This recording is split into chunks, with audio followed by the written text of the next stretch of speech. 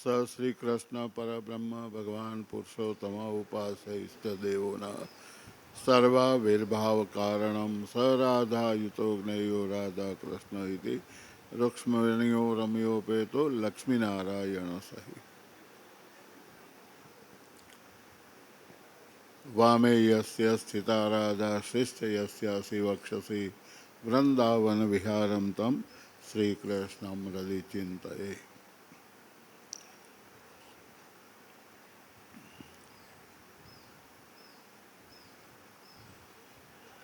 હું ક્યારનો વિચાર કરતો હતો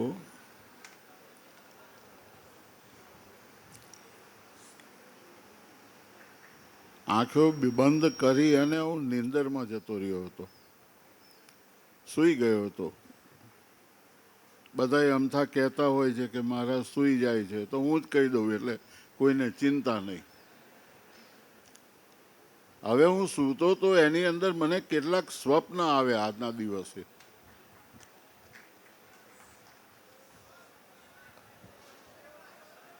અને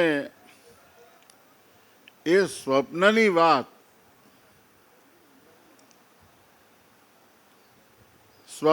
વાત મારે તમને કહેવી છે. તમે જો કંઈક સમજ્યા હોય ને મને કંઈક કહો કે આમાં આવું છે તો મને ખ્યાલ આવે.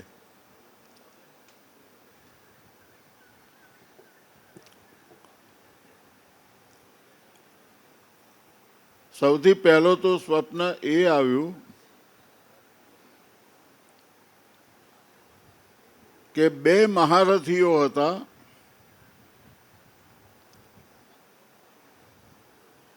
ભગવાનના અનન્ય આશ્રયમાં જગતની તમામ માયાઓના બંધનોમાંથી મુક્ત થઈને, તો હું જે વાત ઉપર હતો એ પહેલું સ્વપ્ન હતું. એની અંદર બે મહાનુભાવો જેને ભગવાનને રાજી કરવા માટે થઈને માયાનો ત્યાગ કર્યો, વૈરાગી થઈ ગયા, રાજપાટ છોડી દીધા, સંન્યાસ ધારણ કરી લીધો. અને એક દિવસ એક ધર્મશાળાની અંદર ગયા અને ત્યાં રાત રોકાવાનું હતું અને પોતાની જોડી ટીંગાડવા માટે એક જ ખીંટી હતી અને ખીંટી માટે થઈને બંને ઝઘડ્યા. નામ ખબર છે? એક રાજા ભર્તૃહરિ અને બીજાનું નામ જન્મેજય. જો હું ભૂલતો ન હોઉં તો સંતો એની સાક્ષી પૂછશે. ખીટી માટે બંને જણ બાજ્યા. ઓલો કે હું પહેલો આવ્યો એટલે હું ખીટી ભરવું, ઓલો કે હું પહેલો આવ્યો એટલે હું ખીટીની ઉપર મારી જોડી ટીંગાડું. આ ગોપીચંદ લાલજી મહારાજે યાદ કરાવી દીધું. મને 75 થયા ને, તમે ઉજવવાના છો ને? અમારે ત્યાં કહેવત છે કે 60 પૂરા થાય એટલે એક શર્ટ. શર્ટ એટલે 60 પૂરા થઈ ગયા પછી તો 70 ને 71, ના સમજે તો 77. જે કહેવું હોય કહેવાની છૂટ. 75 થયા એટલે ભૂલી જવાય કદાચ. હવે આ બે જણ જોલી હારું થઈને ટીંગાડવા માટે થઈને બે બાજા. આ સ્વપ્ન મને યાદ કેવી રીતે આવ્યું? હમણાં 3 દિવસ પહેલા મોબાઈલની અંદર હું યુટ્યુબ ઉપર એક મેસેજ સર્ચ કરતો હતો અને એ મેસેજ સર્ચ કરતા કરતા ઓટોમેટિક ખબર નહીં ક્યાંથી પણ એક દ્રશ્ય આવ્યું. એની અંદર બે સંતો એકબીજાના આંબોડા પકડીને ખેંચા ખેંચ ને ફેટમ ફેટ ને માર ઝૂડ ને મસાલો. હવે આ મેં જોયું એની અંદર. મસ્કરી નથી કરતો. યુટ્યુબમાં તમે સર્ચ મારજો, નકર છે તમને મળશે. હું ખોટું તો બોલતો જ નથી જિંદગીમાં. હવે એ જોયું મેં એટલે મને યાદ આવ્યું. મેં કહું આ અહીંયા કે જે બાજે દાતો આ ઉપરથી પરંપરા ચાલી આવે છે. ભરતૃહરિ અને ગોપીચંદ રાજા બે આ એની પરંપરા આવી. શા માટે બાજે છે? ઓલા ખીટીયારું હતા તા કંઈક હશે એમનું. મને તો કઈ ટીવીમાં કે એમાં વોટ્સએપમાં કે એની અંદર યુટ્યુબમાં તો દેખાય નહીં. પણ આ હકીકત છે. એટલે પછી જ્યારે એ જોયું ત્યારે એ પ્રસંગને થોડો હું આગળ લઈ જઉં છું. અને એ પ્રસંગની અંદર કામવાળી એક બાઈ ત્યાં આગળ કચરો સાફ કરે ધર્મશાળામાં, અને એને દાંત આવ્યા. એને દાંત આવ્યા, દાંત કાઢ્યા. આ બંને મહાનુભાવો કે માનો ન માનો, પણ આણે જે દાંત કાઢ્યા એ આપણી ઉપર કાઢ્યા છે. એટલે જઈને પૂછ્યું કે કેમ દાંત કાઢ્યા? આ દાંત કેમ કાઢ્યા? ઓલી કામવાળી બાઈ કે ના મને પૂછશો નહીં, એ કઈ નહીં. તાકે ના તું કે હું તમને શું કહું? ભગવાનને મેળવવા માટે થઈને, ભગવાનને ઓળખીને, માયાને તોડીને, બંધનો તોડીને, વૈરાગ્યથી ગોપીચંદ અને જન્મેજય જેવા રાજાઓ સંન્યાસી થઈ ગયા. અને તમે બે જણ અહીંયા ખીટી હારું બાજો છો. આ કોણે? ઓલી કામવાળી બાઈએ કહ્યું. એને ખબર નહોતી કે આ બે મહાનુભાવો એ જ છે. ઓલા બે એકબીજાના મોઢા જોયે કે હાચી ગુરુ વાહ. આપણે ભલે ગમે આપણે સંન્યાસી થયા, બધું થયું, પણ આપણી ગુરુ આ કે જેને આપણને બતાવ્યું. ગુરુ થવું સહેલું છે, સાથે સાથે અઘરું પણ છે.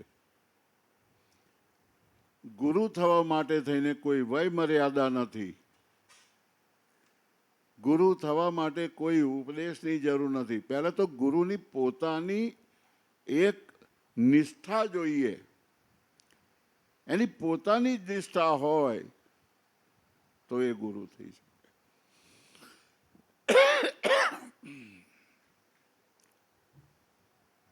ઉધરસ તો ખાવી પડશે મારે, તમને પહેલા કહી દઉં.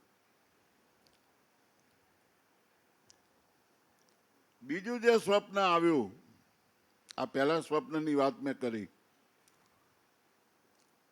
બીજું સ્વપ્ન આવ્યું, અમારી ઉપર બહુ ભાર મૂકી દીધો બધાએ.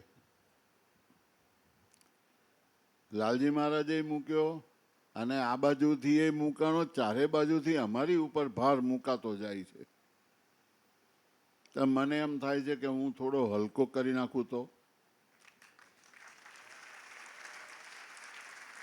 મને શ્વાસ લેવાને જગ્યા મળે ને. હમણાં બધાએ કીધું કે ધરમકુળ ધરમકુળ ધરમકુળ. નો ડાઉટ, શંકા નથી અમને, અમારામાં શંકા નથી. અમે ધરમકુળ જ છીએ. ફક્ત મર્યાદાને કારણે, સમય સંજોગને કારણે મારી જમણી બાજુ મારા પિતાશ્રી નથી, ડાબી બાજુ માતુશ્રી નથી. આ બે વસ્તુ છે. પણ જેની પાસે બંને બિરાજમાન છે તમારી સામે, જેને ધર્મદેવ તરીકે તમે ઓળખો છો, તો શું આ ધર્મકુળ નથી? આપો જવાબ. આખી ટ્રેન હોય લાંબી, અને ટ્રેન આવતી હોય, મારફાડ આવતી હોય, વંદે ભારત, બુલેટ ટ્રેન, આ બધી ટ્રેનો મારફાડ આવતી હોય. પ્લેટફોર્મ ઉપર નથી લેવાની ને બીજી લાઈન ઉપર ચડાવવી હોય તો ઓલો શું કરે? એક બટન દબાવે. આમ અહીંયા બટન દબાવે અને ટ્રેક ચેન્જ થઈ જાય. ટ્રેન સાઈડમાં થઈને સીધી સડસડાટ નીકળી જાય. એમ વધારે પડતું આ ધૂળ ને ધક્કર ને જોખમ ને જવાબદારી બહુ આવતું હતું ને, એટલે મેં બટન દબાવી દીધું છે. હો, સમજી જજો.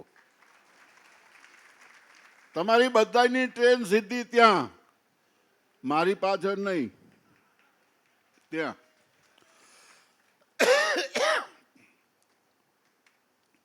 અને એને સિદ્ધ કરી દઉં.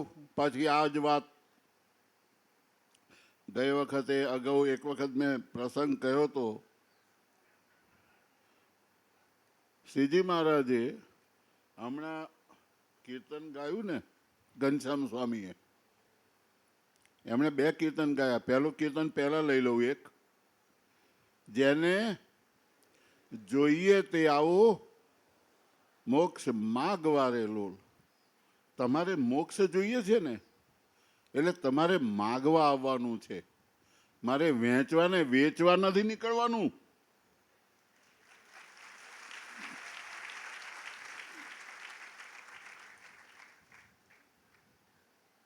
મારે વેચવા કે વેચવા નીકળવાનું નથી. તમારે જોઈએ તો તમારે અહીંયા આવવાનું છે, ધર્મકુળને પાસે. કારણ કે ધર્મકુળની અંદર જ્યારે આચાર્ય પદની સ્થાપના કરી ત્યારે ભગવાને આદેશ કર્યો, આજ્ઞા કરી, નિયમો બાંધ્યા, તત્વજ્ઞાન સંપ્રદાયનું સમજાવ્યું, વૈદિકપણું સમજાવ્યું, ભક્તિનું રૂપ બતાવ્યું, માયાના બંધનોને કેમ તોડવા એ બતાવ્યું. આ બધું જે બતાવ્યું ને, અને આચાર્યને કહ્યું કે આ નિયમ પ્રમાણે તમારે ચલાવવાનું છે.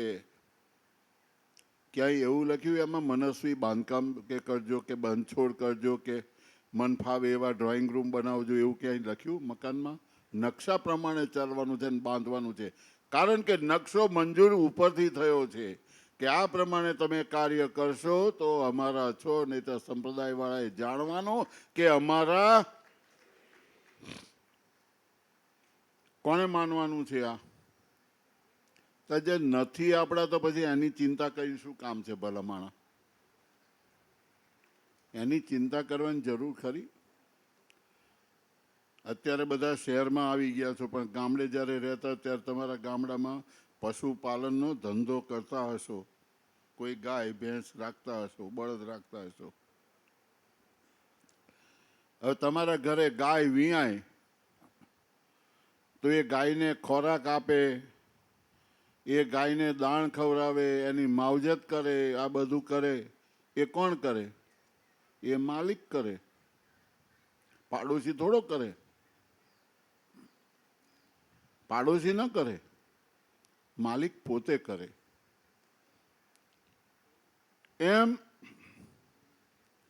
કદાચ કોઈને હરખ થયો, ઘરે પારણું બંધાયું, તો ગામડાની અંદર બહેનોને ખબર છે, બધાને સૂંઠ વેચવા નીકળે. ઊંટ હોય ને, કોની માએ હવાશેર ઊંટ ખાઈને જણ્યો છે એમ કહીએ આપણે. એ ઊંટની વાત કરું છું. એ વેચે કોણ? જેના ઘરે પારણું બંધાયું હોય એ હરખ કરે ને, એ બધાને વેચે, પાડોશી ન કરે. હવે આ ધર્મકુળ જો આપણને મળ્યું હોય તો ઊંટ કોણે વેચવાની? સમજે પડે છે મારી વાતને? આ ધર્મકુળ હોય અને એ આપણને મળ્યું છે, એના હાથમાં કલ્યાણ છે. એમણે લખ્યું છે કે મારું કહ્યું તમે કરશો તો કલ્યાણ થશે, મારી મર્યાદા પ્રમાણે ચાલશો તો કલ્યાણ થશે. તો આ જે આપણને પ્રાપ્તિ થયેલી છે, તો સૂંઠ કોણે વેચવાની છે? કેમ જવાબ નથી આપતા? એમ તો બોલો, આપણે વેચવાની છે. એમ તો બોલો, પાડોશી નથી વેચવાના. પાડોશી વેચે ત્યારે કહીએ, ખબર પડે કે એમને ત્યાંય પણ કંઈક થયું. આપણે એની ચિંતા કરવાની કોઈ જરૂર નથી. એટલે બીજું એક જે સ્વપ્ન હતું મનમાં, એ સ્વપ્નની હું તમને વાત કરું. આ ધરમકુંડની વાત કરી એટલે મેં થોડું ટ્રાન્સમાં આમ ફેરવી દીધો બોજો. અને હવે હું તમને વાત કહું. 1981માં સૌથી પહેલા નરેન્દ્ર પ્રસાદજી મહારાજની સાથે હું આફ્રિકા ગયો, ત્યારે લાલજી તરીકે હતો.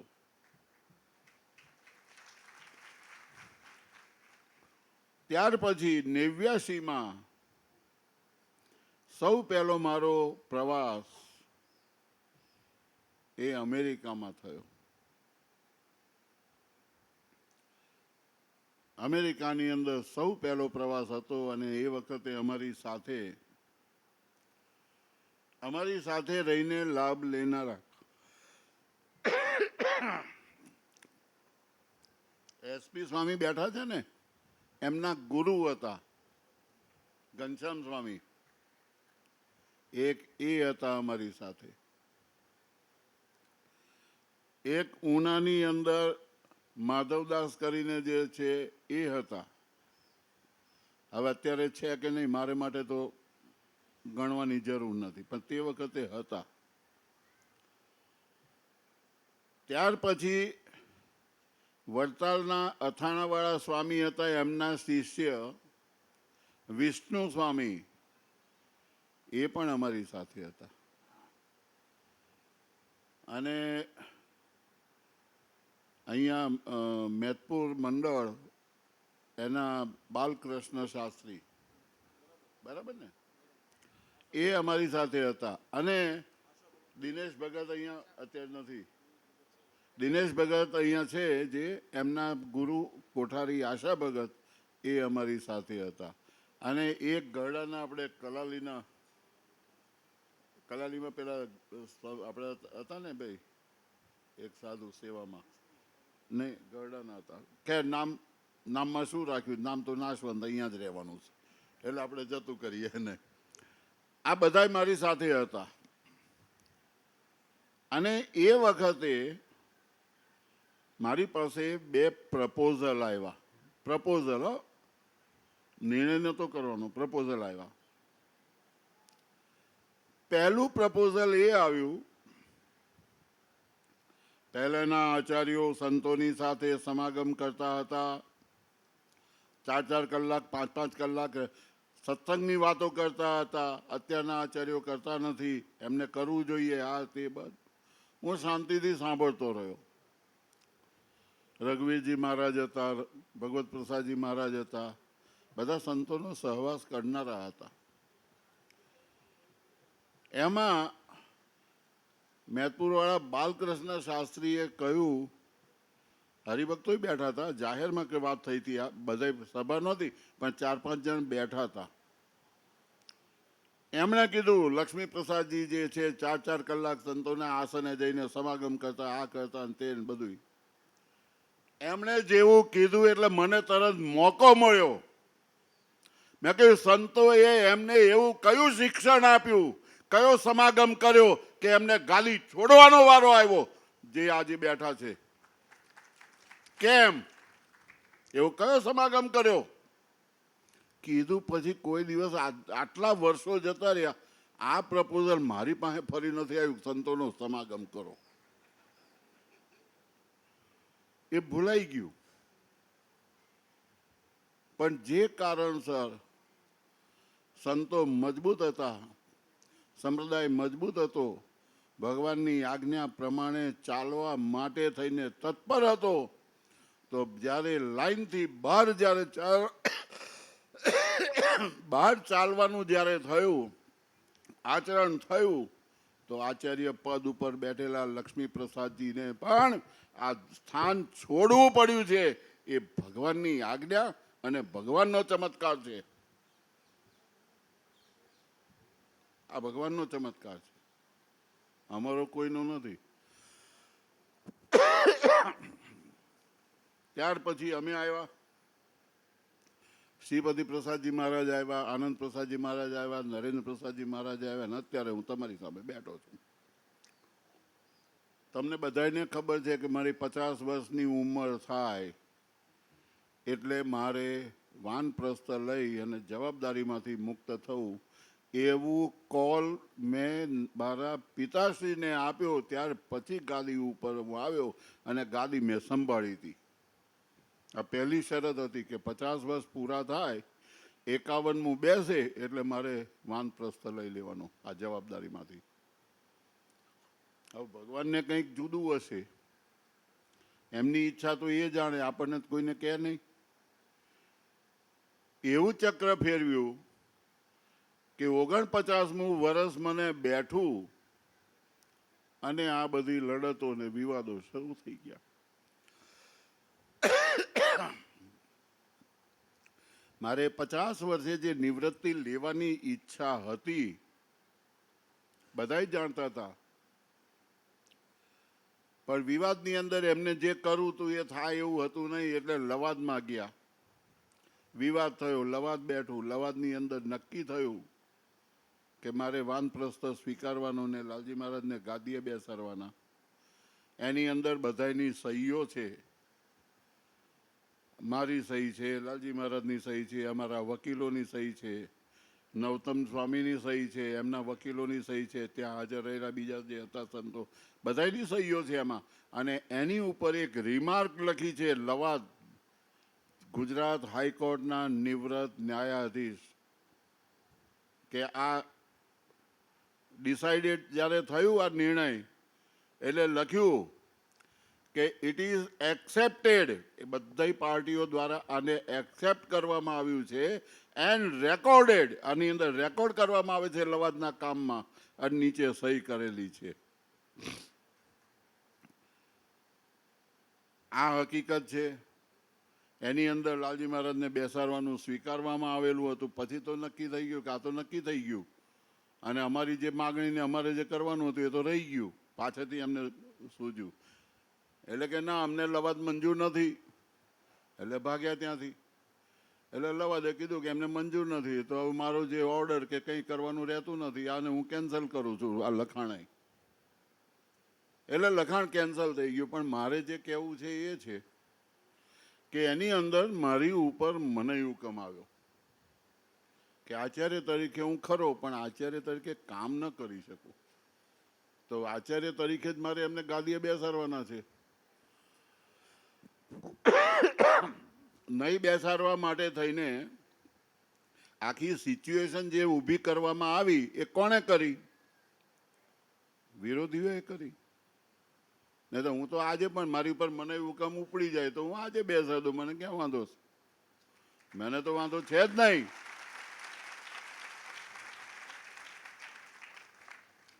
પણ હું એમને પૂછીને બેસાડું એવું તો દેશ વિભાગનો લેખ જ નથી કહેતું. અને જેને પૂછવાનું છે એ ધર્મવાળા છે કે નહીં એ પહેલાં મારે નક્કી કરવાનું. દેશ વિભાગના લેખમાં લખ્યું કે ધર્મવાળા હોય, ધર્મની પ્રગતિને ઈચ્છતા હોય, પ્રામાણિક હોય, ઈમાનદાર હોય, બૈરા છોકરાવાળા હોય, એને અમારે પૂછવાનું છે. પણ આ લાયકાતોવાળામાં હોય તો પૂછવાનું હોય, બાકી કોને પૂછવાનું છે? એટલે આ જે સ્વપ્ન આવ્યું એ સ્વપ્નની અંદર એક જણે મને એમ કીધું કે હવે મહારાજનું 75 થવા આવ્યા છે, હવે જીવીને કેટલું જીવશે? 15-20 વર્ષ, બહુ તો.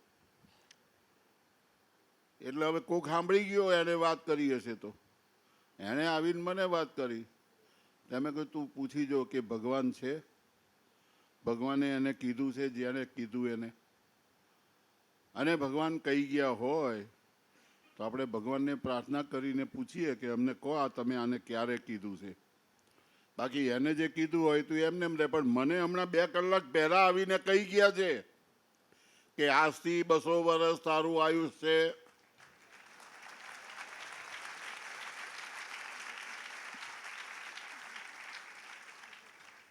આ જેટલા દિવસ જાય ને એ ઓછા થાય, પણ 200 તો એમને એમ જ રહે છે. ભક્તજનો આનંદ વિનોદ બહુ કરાવ્યો. હવે થોડી મુદ્દાની વાત કરી દઉં. સંપ્રદાયનું કલંક ગણાય, અને જ્યાં મોટું કલંક હોય એ સંપ્રદાયમાં શોભે નહીં, તો તો એને સંપ્રદાયમાંથી દૂર કરવું જોઈએ એવું વચનામૃત કહે છે કે કોઈ પણ એવું કોઈ વર્તન હોય તો એને છતરાયું કરી અને એને સંપ્રદાયમાંથી દૂર કરવો. સંપ્રદાયના શાસ્ત્રો તમે વાંચજો, છણાવટનું નહીં કરું, તમારે વાંચવાના છે. પણ એક વસ્તુ રાખજો કે ભગવાનની આજ્ઞા છે કે રાજા અને રાજાના માણસોની સાથે વિવાદમાં ન આવવું અને કાયદો હાથમાં લઈને રાજાના વાંકમાં આવે એવું ન કરવું.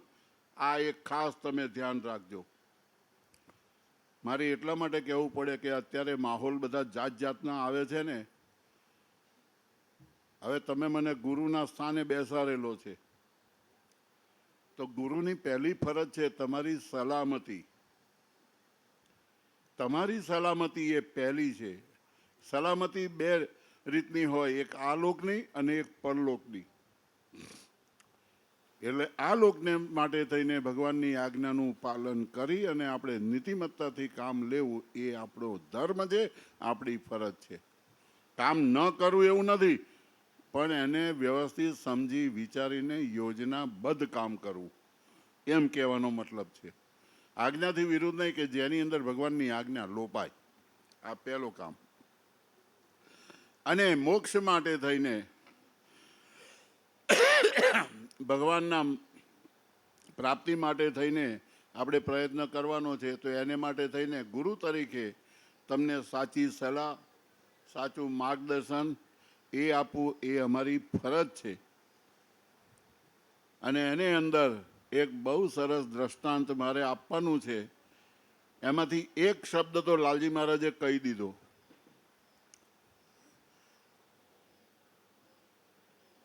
ભગવાને વામન સ્વરૂપ ધારણ કરેલું હતું. દશાવતારની અંદર ભગવાને વામન સ્વરૂપ જ્યારે લીધું એનો ઇતિહાસ થોડો જાણવાનો છે. બલિ રાજા એ ત્રણેય લોકનું સામ્રાજ્ય અને એને પ્રાપ્ત થાય એટલા માટે એમણે યજ્ઞ કર્યો. અસુરો પણ કંઈ પણ પ્રાપ્ત કરવું હોય ને ત્યારે એ ધર્મના પ્રમાણે એ યજ્ઞો કરતા. રાવણે પણ યજ્ઞો કરેલા છે, મહાદેવજીને પ્રસન્ન કરેલા છે. આ બધા દ્રષ્ટાંતો શાસ્ત્રોના છે, મારા નથી.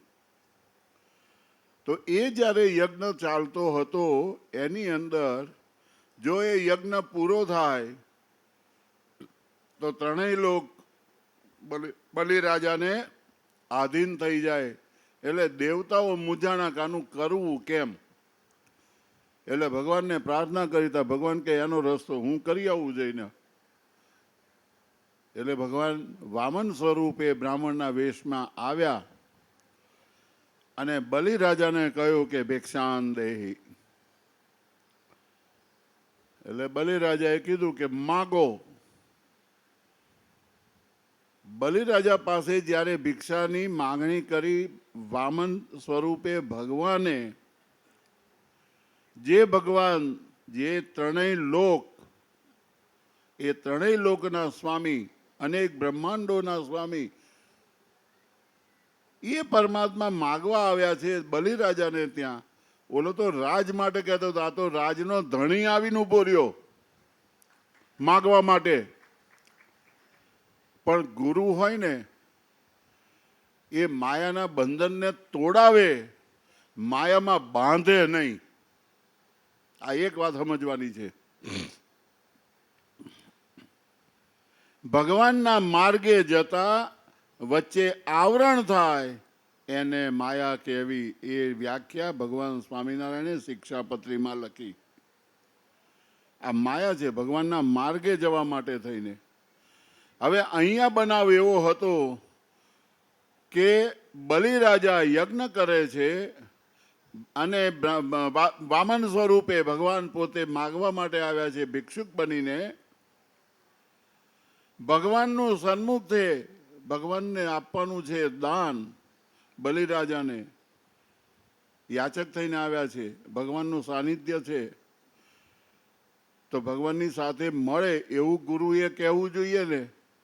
પણ અસુરોના ગુરુ શુક્રાચાર્ય એટલે બલિરાજાને કહે છે કે એ ખબરદાર પાણી આપતો આને હાથમાં, આ નારાયણ છે, તને છેતરવા આવ્યો છે. બલિરાજાએ શું કર્યું? ગુરુને કીધું કે ગુરુ, ભગવાનને મેળવવાની અંદર વચ્ચે બાધા શું કામ નાખો છો? જગતનો નાથ છે ને આજે મારા દરવાજે આવ્યો, આનાથી મોટું કયું પુણ્ય કામ હોય ને કયું મારી સિદ્ધિ હોય? મારો યજ્ઞ તો વગર પૂર્ણાહુતિ પૂર્ણ થઈ ગયો. તાકે ના તું પાણી ન આપીશ, એને દાન ન આપીશ, સંકલ્પ ન કરીશ. બલિરાજા માન્યા નહીં. ઝારીમાંથી પાણી લેવા માટે થઈને જ્યાં ઝરી આમ નમાવી તો પાણી નીકળે નહીં ઓલા નારચામાંથી. એટલે પડખેથી દર્ભની સળી લીધી અને નારચામાં કંઈ ફસાયું હોય કચરું, એને સારું થઈને નારચામાં ઓલી હળી નાખી. હવે ઘટના એવી બની કે શુક્રાચાર્ય નાનું છે તે એક સ્વરૂપ કરી જીવડાનું અને નારચીમાં ઘૂસી ગયેલા અને આ હળી બરાબર એની આંખમાં આવી. પરિણામે શું થયું? એક પોસ્ટ ઓફિસ બંધ થઈ ગઈ.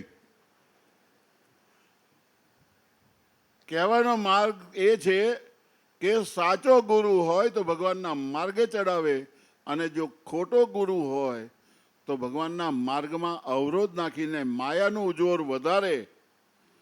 પણ અંતે એને એક વખત તો કાણું થવું પડે છે. ત્યારથી કહેવત પડી કે કોઈને કાણાને કાણું ન કહેવાય, એમ કહેવાય કે શુક્રાચાર્ય આવ્યા. હવે સમજણ પડી? નક્કી? તાલી ન પાડતા હા, બિલકુલ. એનું કારણ છે કે તાલીઓના પ્રકારે જાણવા જોઈએ, પછી પડાય.